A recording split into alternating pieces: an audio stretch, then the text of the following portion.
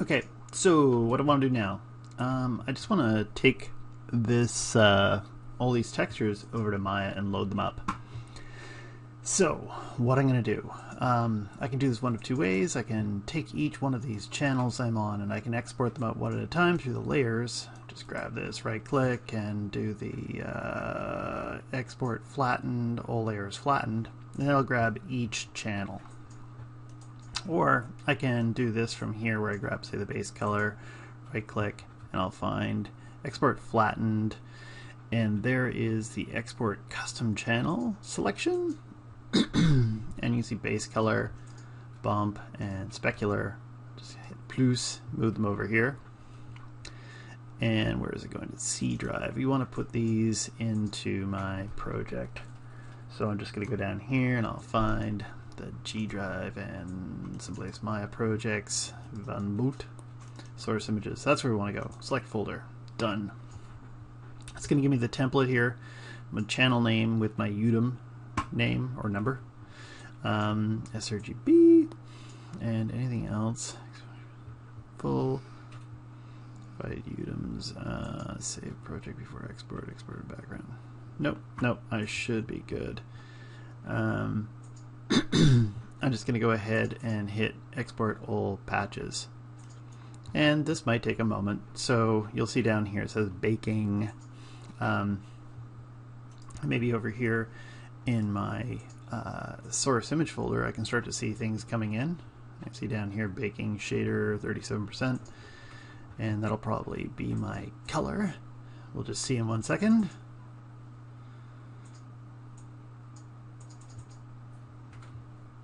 Everything went black. There's the base color ones coming in. Yeah, it baked them and now it's exporting them. And I'm just going to pause while it does all this stuff. Okay, so it looks like the export was successful. And if I take a look here, there they all are. Wonderful. Okay, let's go over to Maya. And so in Maya, let's go into perspective here. And let's see, what have I got? Do I have material on this thing? I've got it. Here it is. So I've got the AI standard shader on already, so that should be fine. I'll move this over a bit so you can see. And I'm going to do this a little bit different. Let's go into here to Arnold Render. Okay, so we got the render close up. And what I'm going to do first here is, instead of going to the base color, let's go and take a look at the specular first. This is a specular map. So there's color for your spec, so you can change your specularity color. If I go in here and just change it just for the hell of it, this kind of purpley little tint here, you're going to see your specular is kind of just the reflection of a light source. And currently there's an IOR of 1.5 on it. So if I just take that down, boop. Okay, you're not going to see anything. If I go and I crank it up, what happens is this IOR starts to become kind of like the metalness slider. Okay, and you can go up beyond 3. And as I do this, it becomes more and more shiny and glossy. Anyway, let's go back here and I click on this. We're going to go back, and it was, I think it was set to some kind of plasticky thing, 1.5. Okay. If I want to, I can go into the weight here and I can put on the spec map. Now the spec map, when you're dealing with Arnold, it doesn't actually do a whole lot. So I'm going to put this in anyway. Okay, come on. Everything's slowing down. Oh, it's going to be one of those days here. And I'm just going to see if I can... Click there. File texture. And I'm just going to put this on pause for a second while I'm doing this. So stop it. Go into the file texture. And I'm going to get the specular map. Open it. And there it is. I'll turn the filtering off. And I'm just going to go to UV tiling mode, switch it to UDIM, and I'll hit generate preview. And it'll take a moment, and it'll generate it up. And the button is gone gray, so that means it's done it. And so if I press render, I might start to notice in some of these little highlight areas I'll notice it also, by the way, you can see it's converting the textures. So if I go over and I look, all my specular textures have got these this TX thing beside each one of them. Okay, so it converted it to a TX file for you. And now it's rendering it out. And you might see a little bit of noise in here from some of the spec stuff that we were doing. So it's going to affect the highlight. Now what I'm going to do is I'm going to go into the hypershade. Now and as the hypershade opens here, I'm just going to go and hit escape. See if that'll stop this render. There we go. And I'm just going to make sure I select any piece of the geometry that I have the material on. There we go. And I'm going to do an evil trick. Because where we really want this to go is onto the roughness here. Now the roughness, when you have it down here, that means it's going to be like a very glossy. So if it's black, it's really shiny. Okay, the slider going 0, that's black, and white is 1. And then if you go all the way up to 1, it's going to be really matte. So you're not going to notice as much of the shininess goes away.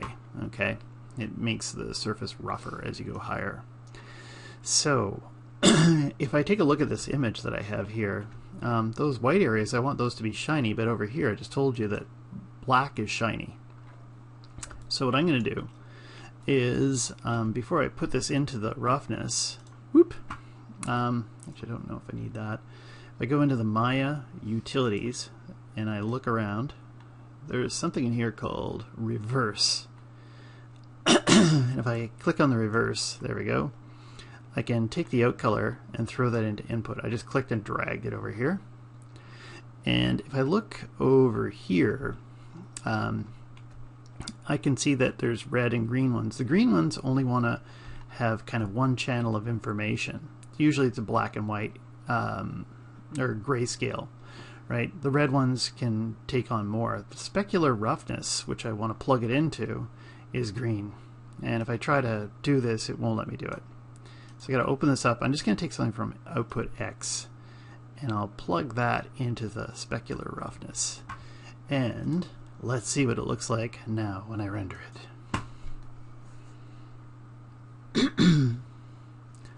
Okay, it doesn't look like it's doing anything. Let's stop for a second. Boop. It's going to shut down this render. Let's open it up again.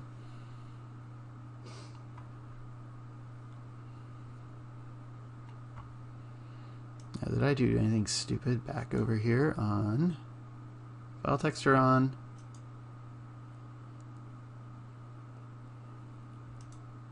Come on.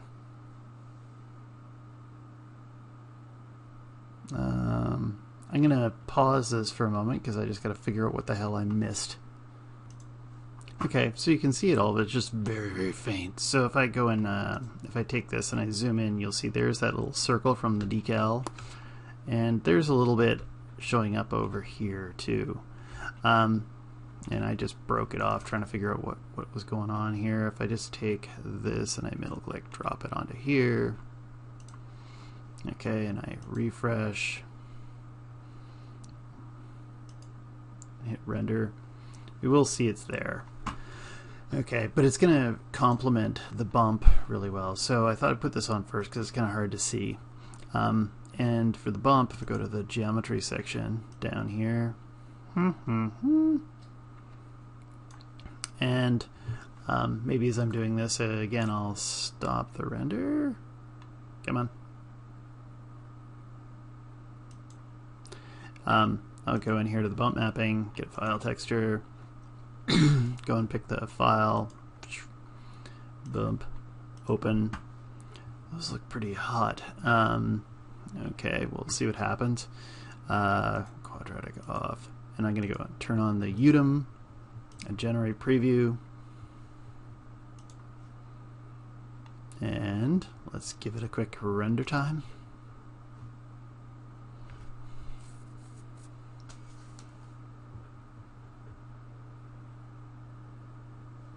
Okay, and it's just converting all those files again. So that's taking a bit longer to start off with. Just remember that it likes the TX files better for render. There we go. So now we're seeing a bit of bump and we're seeing a bit of the diffuse and or rough, not diffuse, and the roughness as well. And yeah, maybe if I go in and spin around it a bit. But you'll also notice that the bump is a little bit heavy-handed. If I go to this here in the hypershade, I'm just going to see if I can zoom out of here a bit. Okay, down here is the bump map, and it has this bump 2D node that comes with it. I just got that selected. I just want to see if it shows up here so I can see it in all in real time. There, and it renders, and that's looking not so bad. Bump 2D. And I always find this is pretty heavy-handed, so 0.1 or 1 seems a lot, so I'm going to just half it, put it to 0.5, and that might look a bit better when I'm rendering. Okay, so we got those two plugged in. Actually, I might even just let's minimize this, and I'm going to stop the render because I think you can see. Well, I'll let it go a little bit further. Yeah, you can see it works. I'm just going to go in here and close this for a moment. Actually, let's turn this on, and I'm just going to rotate around a little bit. I think I'm in my perspective view, so I can do that.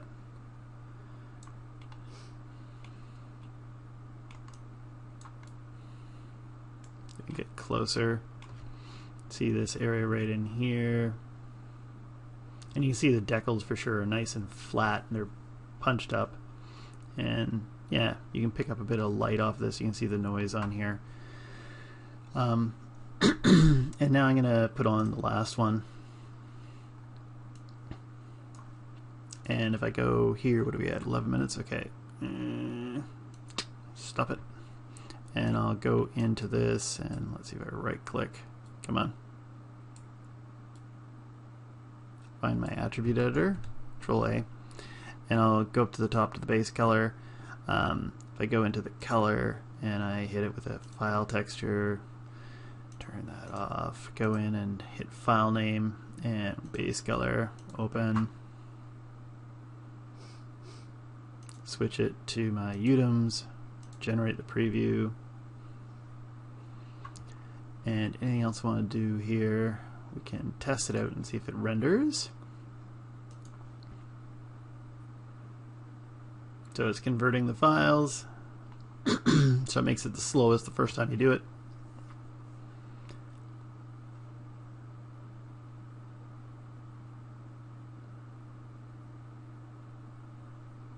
It looks like it was, oh, there we go. Popped it on, and seems a little bit heavy-handed, but actually it's not too bad. So that's all working out. And maybe the next thing I want to do is let's switch from the perspective shape to the shot cam. So there we are. And this is a little bit dark. So actually we'll come back to that in a second. I'm going to just shut this off for a second. Close this and this. And here we are in the perspective view. I'm just going to grab this floor here, and let's see, if I hold down J when I rotate it, I can rotate 45 degrees. Grab this edge. I want that edge from here to here. Extrude it. And I'll just pull it off this way a little bit. And let's take this thing, move that up a bit. And let's take this whole object. I'm just going to switch to my scale tool and do something like this. Okay, and if I go back to Arnold, render, this floor that I have in here, I needed the geometry to go up the back here, so I did that so it would kind of cover it when I do this next thing. I'm going to right click, material attributes. I'm going to throw on, oh, I got a shadow mat on here already. Just hold on a second. I went in and went to assign new material, Arnold shader, shadow mat, and it comes in and it's just all black still. The shadow mat here, it's on the scene background. The scene background is black, so I'm going to switch this to background color. And this is where you can plug in photographs if you wanted to, but I just made it white. And I might come down just a bit from the white. Okay, so it's not totally white. So it's going to make you, it's going to create your studio light setup. One One other thing that's kind of driving me crazy right now, a couple of things, is, I'm just going to stop it because it's just faster, is that my light isn't bright enough. I'm just going to go into Arnold here and I'll quickly zip into Utilities, get the Light Manager, and you can go in here and select your light, and this exposure on the key light is sitting at like 14. Still seems high. Let's go here and do it, and I'll just go up a bit. You can just notice that this is quite sensitive. Okay, so 23 is too much. Too much. And I was noticing it looks a bit better around here maybe, but it's a bit hot still. The other problem is the shadow here, so I'm just gonna quickly go in with this light selected. Let's close this window, and let's see if I can do this while it's rendering still. Actually, I'll stop it. Panels, look through selected. Come on. So I'm looking through the light, and I'm just gonna back it up a bit. Okay, we'll take a look at what the render is looking like now. When I do that, the shadow is looking better. Okay, because it's just too, it was too big. And then if I go into the attribute editor for this thing, it looks like that exposure I had earlier that was crazy, 23, a bit lower. There, that's not looking too bad. Actually, where's that light manager again? Because if I'm in Arnold, actually I can do it this way. Come on. If I just go over and I grab the fill light, it just seems like some of the shadows here are a bit dark. Okay, stop that. Why does it constantly do this to me? Okay, click there. Fill light and exposure. Let's drop it up a bit. Just to kind of fill in some of these dark areas here so they're not so obnoxious. And I'm going to call that good. And I think I'm going to stop right around here.